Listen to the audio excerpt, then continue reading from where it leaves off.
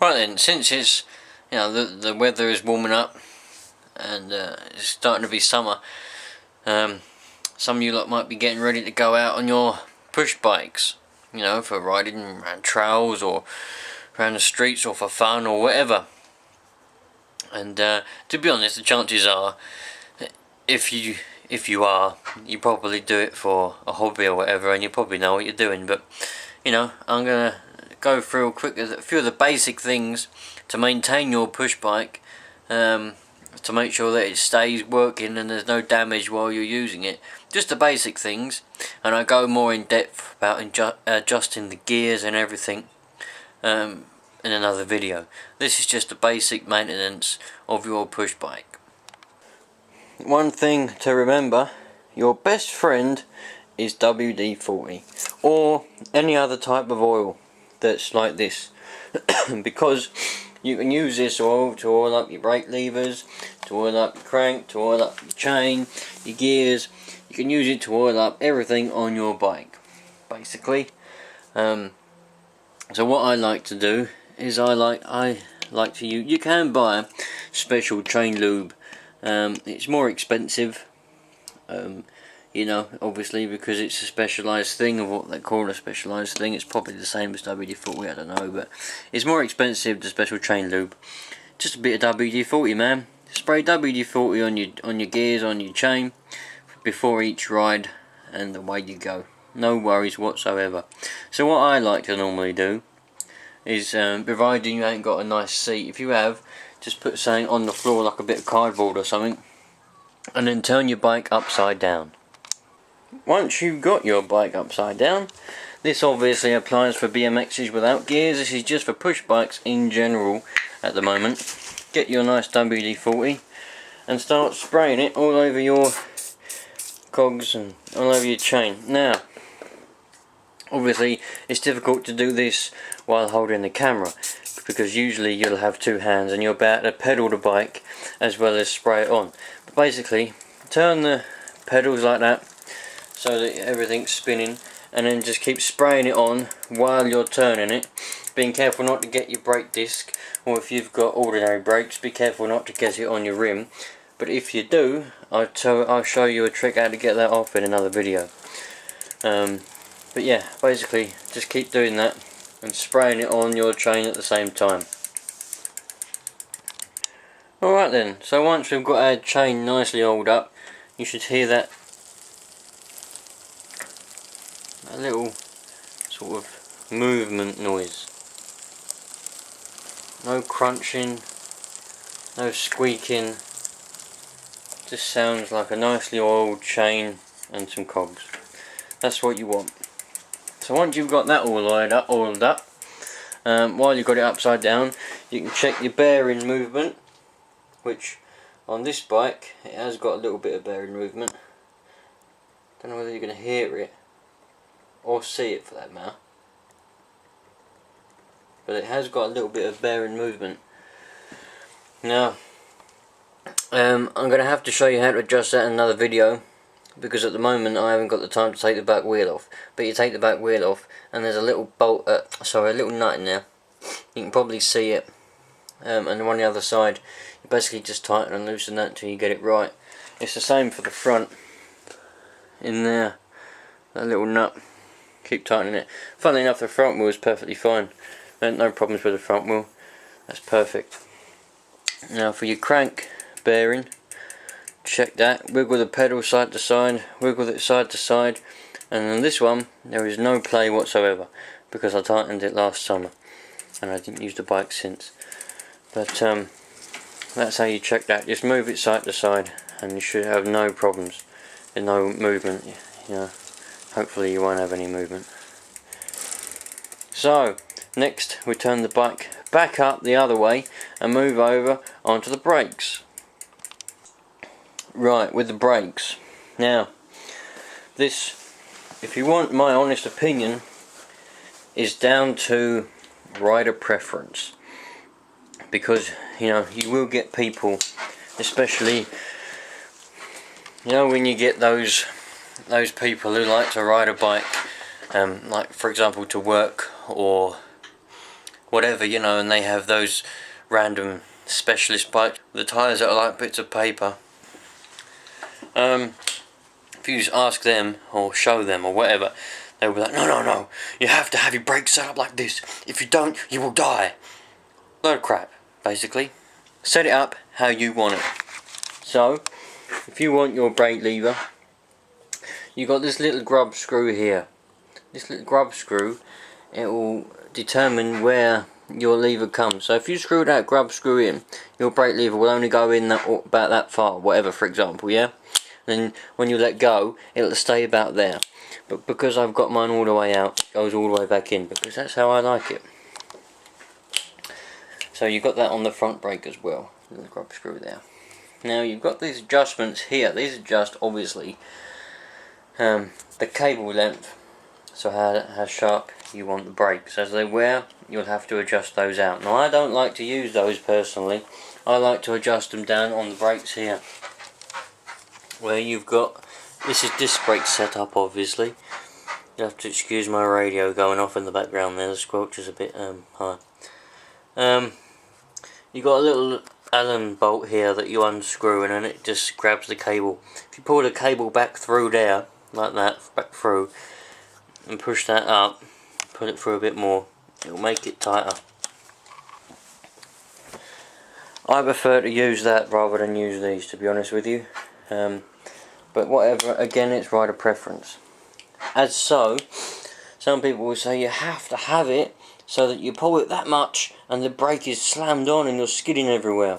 Wrong, man. If you want to have to pull it that much before you get any breakage, fair enough. Or if you want to pull it that much before you get any breakage, fair enough, man. Wherever you want it. All you got to remember, to adjust it, you can use that. Just unscrew that like that and screw that out. If you screw that outwards, that way, if you screw it outwards, yeah, it's going to pull the cable, make it more taut, right? So your brakes are going to be sharper. You'll have to, for example now, yeah, that is, about there is where my brakes are engaging. That's where the resistance starts, about there. So if I turn that all the way, if I turn that in,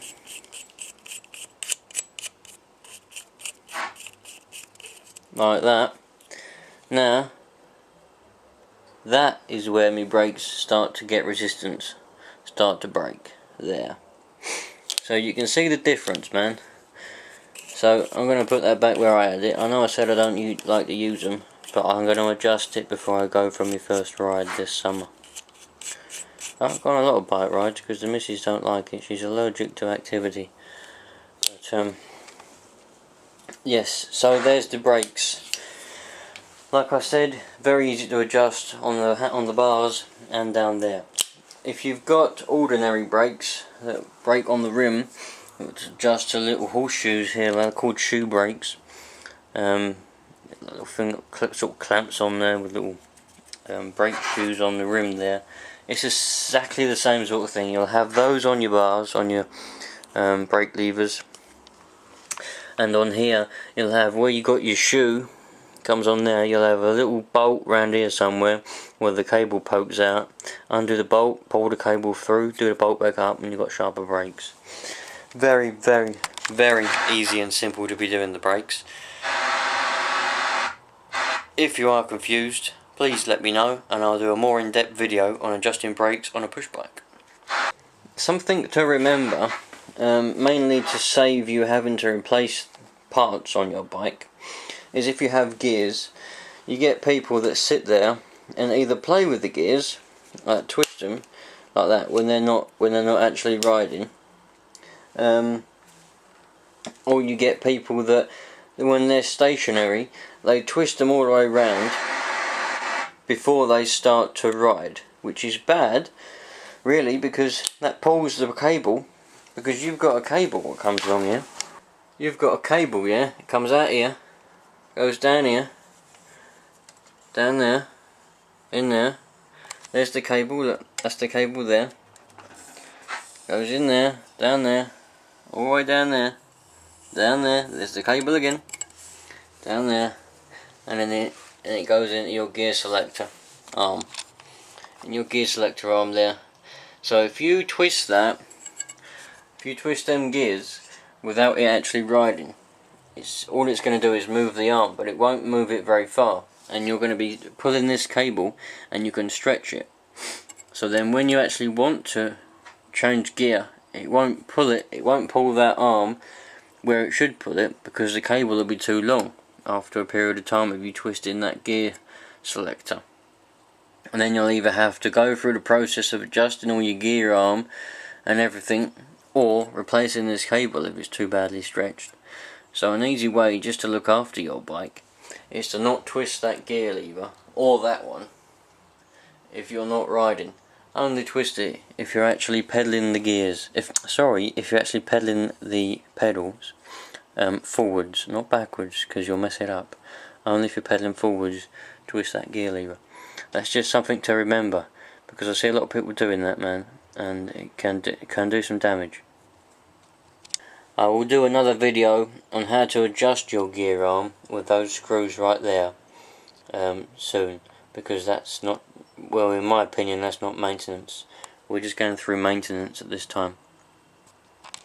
Tyre pressures. Again, down to rider preference if you want my honest opinion. I have never ever had my tyres a set pressure. I dare say on the tyre somewhere it says a set pressure of what you should ride them at, but I don't do that. I have them as soft or as hard as I want to ride them with, to be honest with you, because remember, with a bike that has no suspension such as this, your tyres are the suspension if you're sitting down. So I like to have them soft enough that they're bouncy, but hard enough that they won't do any damage to the rim or the tyre if I hit a bump or anything like that, for example. So, you know, I can't give an actual pressure because I don't know what they're at, but basically just pump them up until you feel, you know, that they're how you want them to be, how you feel they are okay. Yeah? Some people say, well, I don't know. Well, it's not difficult really. You put a bit of air in them, you stand on the bike, you know, or go for a little ride round a circle around your driveway or something, and you'll feel straight away whether they're comfortable for you to ride with. If they're not comfortable and you think, I better put a bit more air in there, put a bit more air in. If you think, oh, they're a bit too hard, take a bit of air out. It's exactly how you want them to be. Rider preference with the tyres, if you want my opinion. Loads of people will disagree. Like I said, you get these people that ride bikes professionally, and they're like, no, you've got to have them at a certain pressure, otherwise you will die. Well, fair enough. Well, I think that's pretty much it for the maintenance. Oh yeah, one more thing I can think of though. Get yourself a spokes key, and make sure that all your spokes are nice and tight. Every single one of them. Make sure they're all nice and tight, otherwise you run the risk of your wheel buckling. You know when your wheel buckling, do you? So just make sure your spokes are nice and tight. You can get spoke keys from any cycle shops or on eBay for a few pounds, man. Now I really think that is about it for maintenance on a push bike. Push bikes are simple as anything, man. Really simple. Make sure your chain... Shut up! Make sure your chain and everything's well oiled. Your brakes are where you want them to be, but are working very well. Tyre pressures are how you're comfortable riding. That's about it for maintenance. As long as your wheel bearings are all good. Can't think of anything else for maintenance, man. Got any questions about push bikes? Let me know. So I will do some videos on how to adjust the gears, how to adjust the brakes in a more in-depth thing, how to do the seat, but that's easy anyway, how to change some parts. If you want to know how to change something, let me know, man, I'll do a video on it. So let's kick off the push bike season, shall we? Bring on the summer.